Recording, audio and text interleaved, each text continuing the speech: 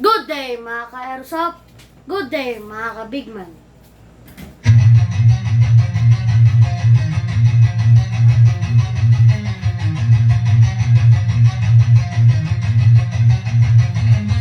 Magsatabi sa daan, huwag kang babangga. Papasok si Big Man, may dala na banda. Minsan siniraan, pero di pinansin. Toxic vibes, bro, di yan sa amin. Nagka-problema, bumangon pa rin. Laban lang kahit ilang saglit. Dito sa Big Man, solid ang galawan.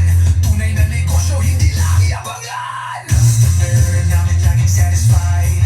Airsoft gear, legit certified. Service ay tunay, hindi panay boss. Kahit saan ka magpunta, kami ang host. Big Man, walang katulad. Gamit ay legit, laging panalo pag sukat. Sniper o pistol, lahat ay fire. Kami ang top airsoft provider. Big Man, walang katulad. Gamit ay legit, laging pagkamanding ang ninja. Laging may bago, laging legit. Big Man rules, wag kang bitter, kid. Big Man, walang katulad. Gamit ay legit, laging panalo pag sukat. Sniper o pistol, lahat ay fire. Kami ang top airsoft provider. Kalat ang inggit, pero hindi sila makalapit. Try to copy, pero fail ang gamit. Boom, boom, pow, pag nagpaputok, parang Big Viper. Di ka maglipat, no, kasi sila makalapit. Try to copy, pero fail ang gamit. Boom, boom, pow, pag nagpaputok, parang Big Viper. Di kami patok-tok. Customer happy, service tight. Walang scammer, we do it right. Lift your game up, don't be a joke. Big Man blazing, lahat ay woke. Big Man walang katulad, laging on point, parang sa barilang lakad. Rush fire, deals tighter. Big Man airsoft sniper. Sa presyong tama, sa gamit na solid. Panalo ka palagi, di ka magiging biktima, kid. Big Man ang pangalan, tandaan mo palagi. Sa airsoft game, kami ang hari.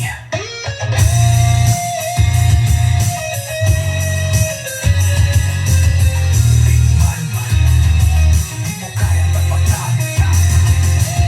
Walang gaya-gaya, panalo palagi. Kaya sa Big Man, siguradong real ka bossing.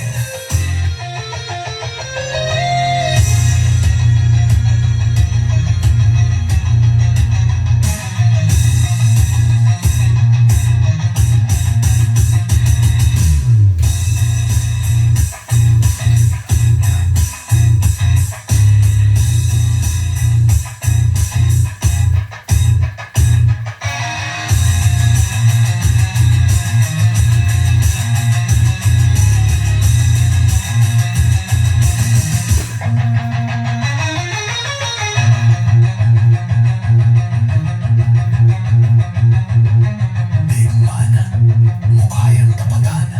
Walang gaya-gaya, panalo palagi.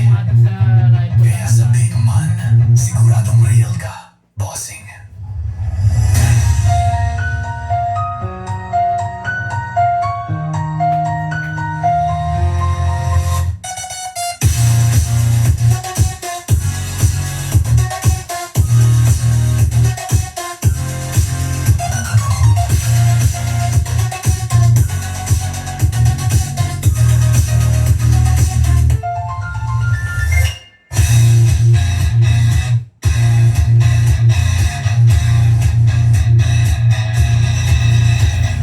Okay, hello sa inyo mga airsoft. Hello sa inyo mga ka-bigman. Okay, belated happy National Heroes Day sa inyong lahat mga ka-airsoft. Hello po sa ating mga bossing from different province. Dapat masaya tayo kasi Tuesday, walang pasok. Okay, sabi ng ating in-announce kahapon, wala raw pasok ngayon kasi may bagyo. Maghapon kami nag-aantay ng bagyo, walang dumarating na bagyo. Grabe!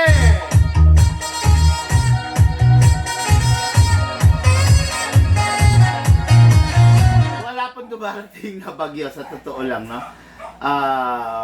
Nag-aantay kami ng bagyo para para maulanan yung ating mga bonsai na alaga pero wala pong dumarating na bagyo. Kaya, nagpadilig na lang po tayo, no?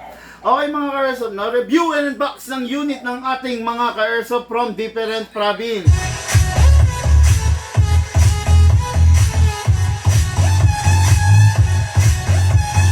Okay, shoutout, good day and good afternoon kay Sir Reynaldo Pascua of Labo, Camarines Norte.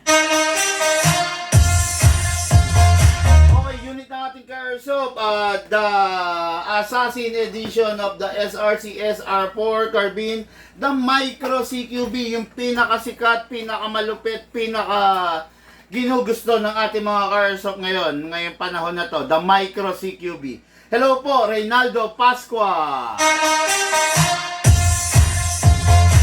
Okay, next unit is unit natin ka-airsoft, Seaman OFW Kim Salvador of Calamba, Misamis Occidental.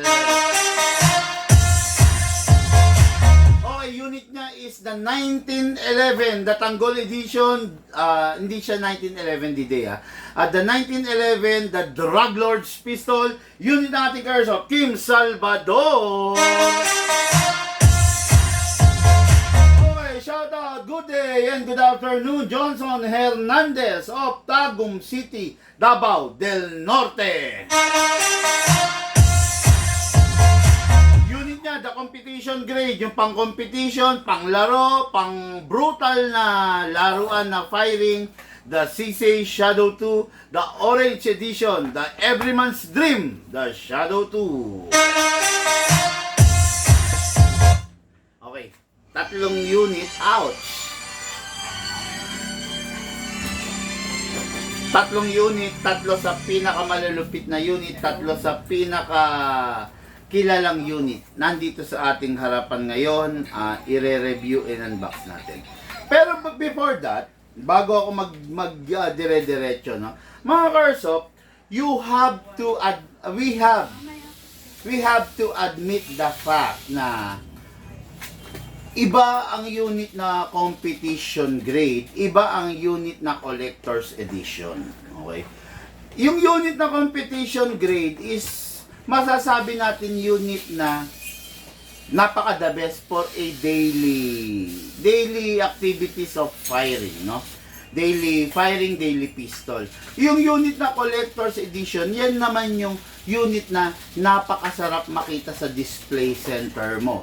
Sa cabinet mo, once in a while, ginagamit mo, Saturday or Sunday or once every month. Yun yung mga collector's edition. Why? Ganito yan, no? Ang collector's edition came from the word itself, collect. Kino-collecta mo. Bakit mo ba kino-collecta isang bagay? Kasi siya yung apple of the eye mo, siya yung papasaya sa'yo. Isa pa, bakit dumarating sa punto na yung isang bagay ay nagiging collector's edition? Kasi, kaya nagiging collector's edition yan kasi bihira lang lumalabas yung ganyang unit. Diba? So, dahil nga bihira lang lumalabas, kailangan yan ingatan. I-preserve hanggat maaari, well-maintained yung unit. Diba? Hindi ko sinasabing hindi nyo gagamitin. Gagamitin din naman ninyo. Kaya lang, mas matagal yung pag-i-stay niya sa display center mo. Kasi nga collector's edition siya. Yung collector's edition, pag yan, lagi mong ginagamit, prone na magkakaroon ng mga gasgas yan. Okay? Ang isang bagay na kinokollect, hanggat maaari, dapat hindi nagkakaroon ng gasgas, hindi nagkakaroon ng damage. Pag nagkaroon ng gasgas yan, ng damage, bumababa yung value niyan. Kabaliktaran naman doon sa unit na competition grade. Competition grade, pag sinabing yung unit mo competition grade, yan yung unit na brutal. Everyday mo halos gamitin. Pag ginamit mo, napakadaming fire ang ipuputok niya. Yan yung competition grade. Okay? Kung sa tibay at tibay, sa tigas ng bakal, ng internals, definitely, mas matigas ang laman ng competition grade. Diba? Pero, ang isang competition grade is hindi tumataas yung value. Ang tumataas ang value, yung unit na Collector's Edition. Pag yung unit mo, Collector's Edition, hindi siya ganun napakatibay tulad ng Daily Pistol. Pero, tumataas ang value habang tumatagal. Yung competition grade naman, dahil standard unit lang yon, kumbaga hindi naman rare yon, pagkabili mo, bumababa ang value.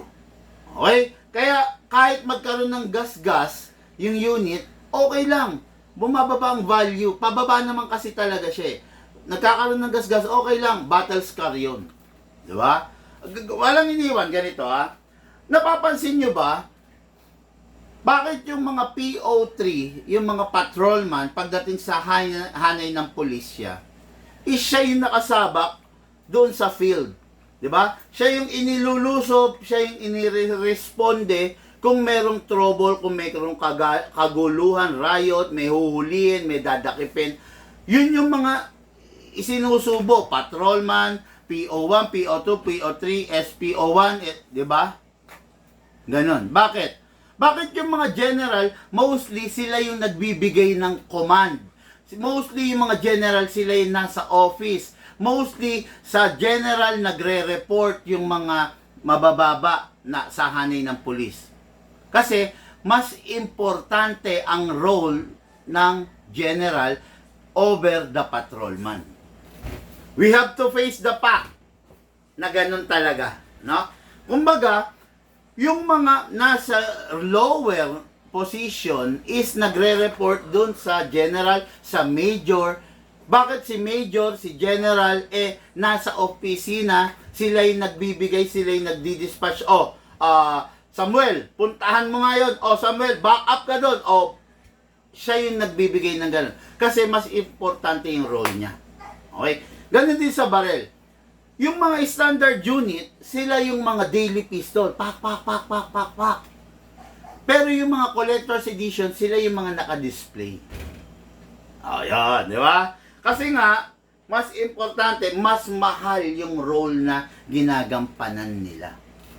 Ganon din yan. Di ba? Kaya, yun ang pagkakaiba niyan. Okay? Kung ikaw, tulad nito ito, yung ka-airsoft natin ay seaman. Si Sir Kim Salvador. Tamang-tama yung pinili niyang unit. Bakit? Ang pinili niyang unit, the Drug Lord's Pistol, Coco Martin Edition. Bakit? Alam naman natin na ang buhay ng isang seaman is mas matagal pa yung inilalagay nila doon sa barko na sinasakyan nila kaysa inilalagay nila rito sa Pilipinas. Magpapahinga yan dito sa Pilipinas, 2 linggo, 3 linggo, 4, 1 buwan. Ganun lang. Siguro maximum na nga yung 2 buwan di ba? Pero pag nag-report yan, magi-stay yan sa barko 3 months, 6 months, 9 months, 1 year, di ba? Ibig ko lang sabihin, kung bibili ka ng unit na rare, pag daong mo ng Pilipinas, may gagamitin ka. Pag alis mo ng Pilipinas, i-display mo. Tumataas ang value. Okay? Yan. Kaya timing at saka napakaganda yung pinili nung ating ka-airsoft Kim Salvador doon sa klase ng pagkatao niya, ng paggagamitan niya. Okay? Maniwala kayo sa akin, iba ang unit na Collector's Edition, iba ang Daily Pistol Edition na pistol. Okay? Yan. Katulad nito, Kim Salvador, ang pinili niya ito, good. Di ba? Bakit yung ka-airsoft natin, Johnson Hernandez? Ang pinili niya, the Everyman's Dream, yung pang-competition. Kasi nagko-compete siya, kasi lumalaro siya. Di ba may gaganapin daw sa, na event, yata? Davao? Parang yung sa, Anong event yan? Baka competition yan. Yung parang ginawa sa Iloilo? Meron kang pangalan ng event na magaganap? Hindi niya pinili. Yan yung pupunta pa lang sa Biyernes. Okay, ganito Shout out po dyan sa mga ka-airsoft natin from Davao. Yung nag-organize ng event ng airsoft competition dyan, Bossing, sana makarating sa iyo itong message ko, no? Kung makakarating sa iyo itong message ko, makipag-ugnayan ka po sa akin, no? Kahit papano makatulong kami, kahit papano makabahagi kami dyan sa event na ginagawa ninyo.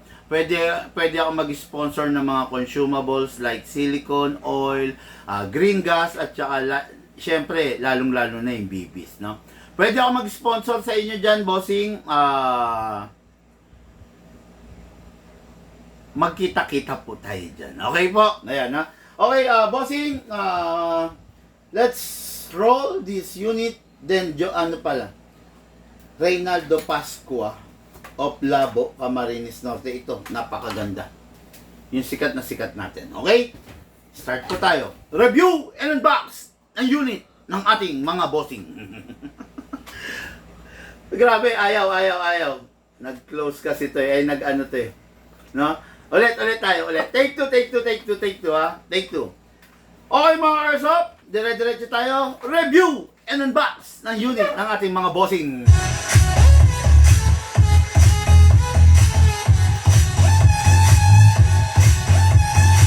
Okay, unahin natin dun sa ating kaibigang seaman. Hello po sa mga seaman na kaibigan namin, naka-airsoft namin. Hello po sa mga seaman, sa mga OFW, sa mga caregiver, sa mga caretaker, sa mga gumagampan ng trabaho nila ngayon sa labas ng ating bansa. Maraming salamat, kayo ang mga bayaning buhay ng Pilipinas. Unit natin ka-airsoft, Kim Salvador. What is good and special about this? This is a very rare special edition. Batang Quiapo, Coco Martin, the Drug Lord's Pistol. What is good and special about this classic? Literal na FPJ ang probinsyanong dating. Pero nagkaroon ng twist dahil sa design niya. Hindi siya yung ordinaryong pistol. Ginagamit to ng merong mga role na gangster, drug lord, sa mga pelikula. Okay, diba?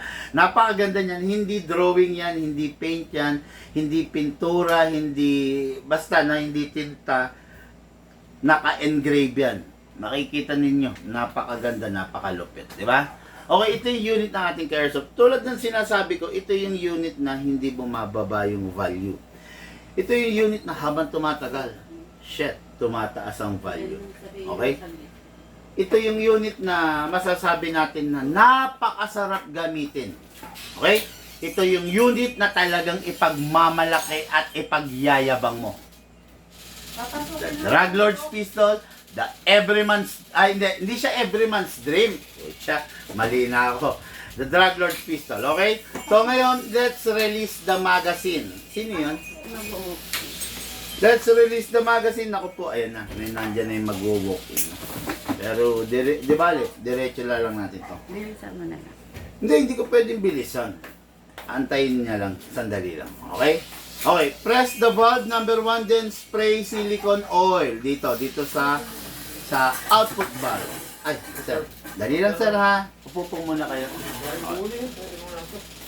Spray sa output valve, then spray rin tayo dito sa inlet valve. Inlet valve, mga airsoft, dito po papasok yung mismong oil natin at saka yung gas.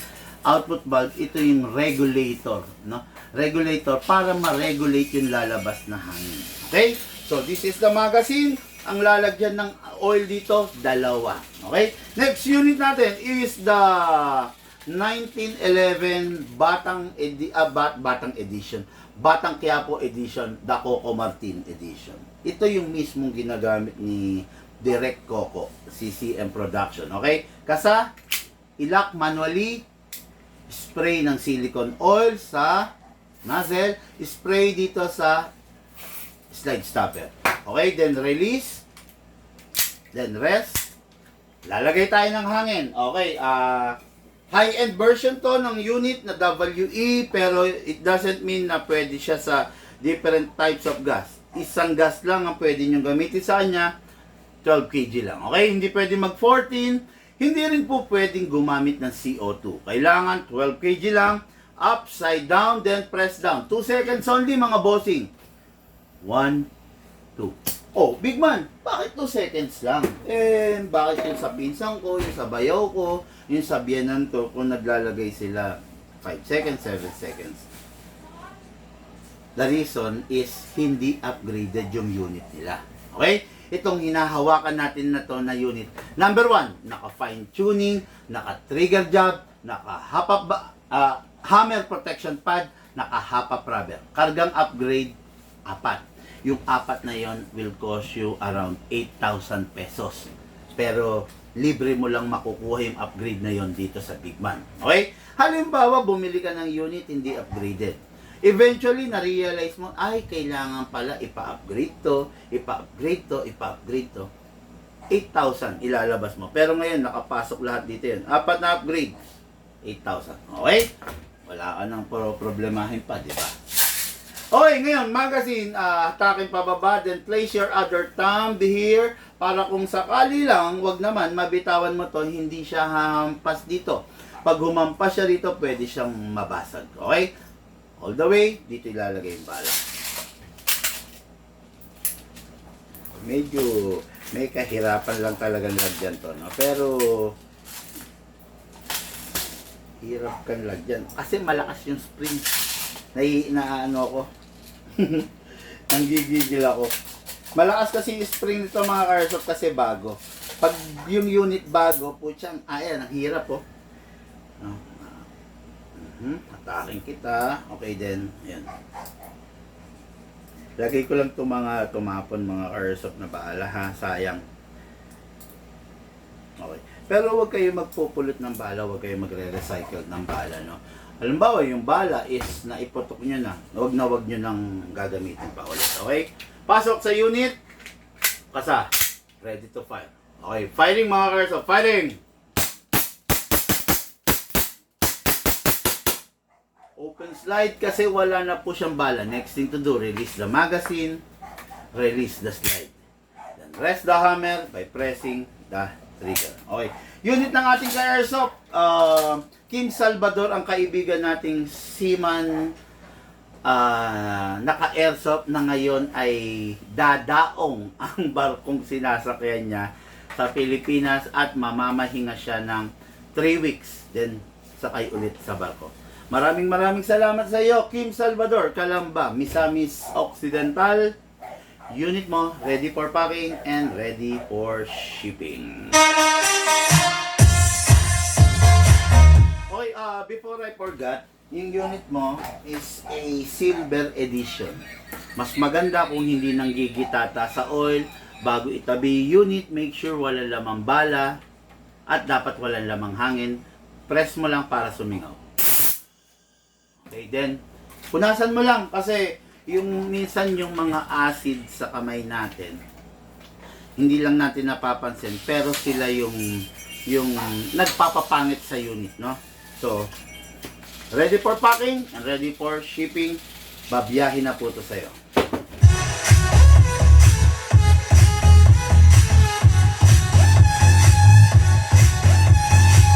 Okay, I'm very sorry mga Airsoft, pero I have to cut this live. Hindi ko tapusin lang natin itong nag-iisang unit, okay? Meron kasi tayong bisita rito, so we have to, kesa tipirin ko sa info, i-cut na lang natin para hindi naman matipid sa information on the rifle yung ating ka-Airsoft. I will set this aside muna, then tapusin ko lang yung isang pistol, then babalik ako mamaya para sa review ng isang rifle, okay? Unit ng ating ka-Airsoft, Johnson Hernandez of Tagum City, Davao del Norte. Hello bossing, good day sa iyo.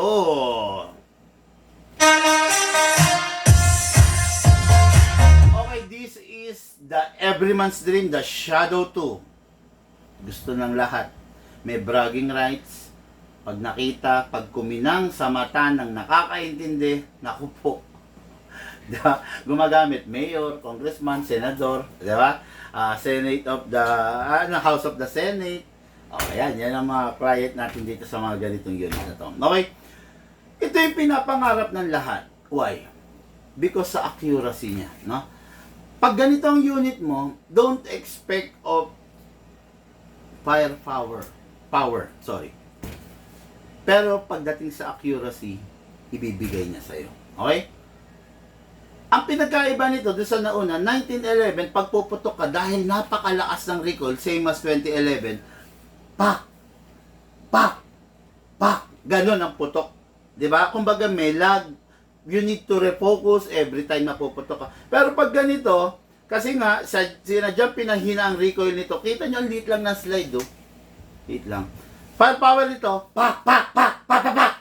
Oh, 'di ba? Ganon kalupit to. Kasi nga, hindi magugulantang yung mga braso mo every time na ipuputok mo. Kasi nga, less ang recoil nito. Pero firepower, kung tutuusin, okay din naman, malakas din. Diba? Kasi this unit is the only unit that is capable of 14 kg NCO2. Yung 1911 kanina, ng ka-airsoft natin na Seaman is design lang sa 12 kg. Okay? So, hindi na natin gano'ng papahabain. Alam ko naman, kilala nyo si Shadow eh, di ba? Nandiyan na. Okay, press the valve, then spray po tayo. Okay, then spray po. Tagasan ng mga bisita natin. Baliwag po kayo. Okay. Then this is the unit. Kasa, ilock manually. Spray po tayo dito sa nozzle. After that, kasa, release. Lagay pong hangin. At again, tandaan, ang ZZ Shadow is capable ng lahat ng klase ng gas. 14 kg, gamit tayo 14, pero pwede 12, pwede CO2. Upside down, then press down. 1, 2. Oh, by the way, mga ka-airsoft, para sa mga bago dyan, nasa yung magnet. Tingin mo na ako magnet. Ang ZZ Shadow to, compare mo sa unit kanina, ang ZZ Shadow to is a full steel unit. Okay? Full steel, ibig sabihin, napakatigas, napakatindi talaga. Okay? Kaya ito yung unit natin ka-airsoft. Lagyan natin ng bala. Hatakin all the way. Put your other thumb here. Then, pump lang po tayo ng bala using our reloader. Okay, yan. Okay? Bakit, Big Man, nakikita ko minsan kinakalog mo yung magazine? Kinakalog ko para mawala yung mga bungi ng bala, no? Para kumbaga left right yung orientation maganda, dire-diretso ang firing, iwas sa jump. Pasok sa unit dapat maangas, kasa, ready to fire.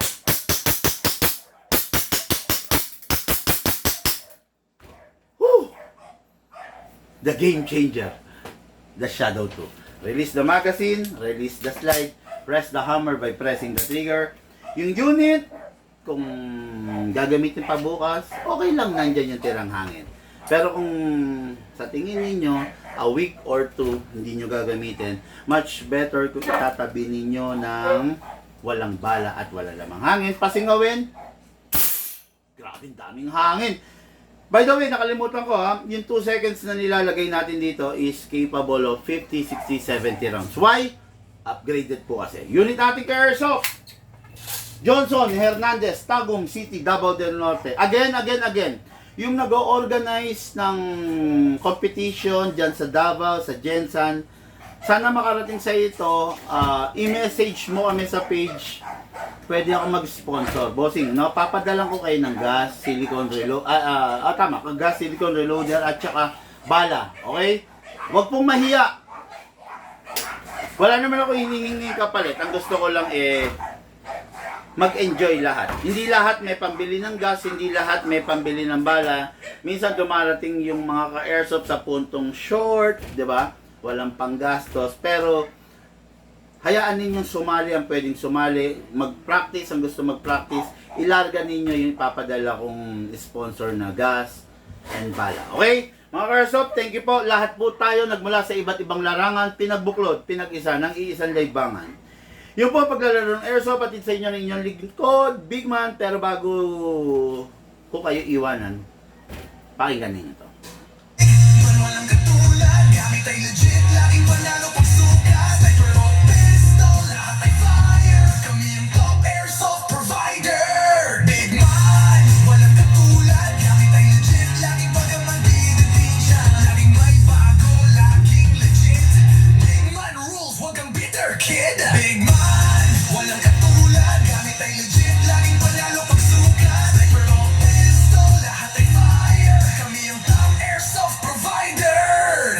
Thank you po and have a blessed day.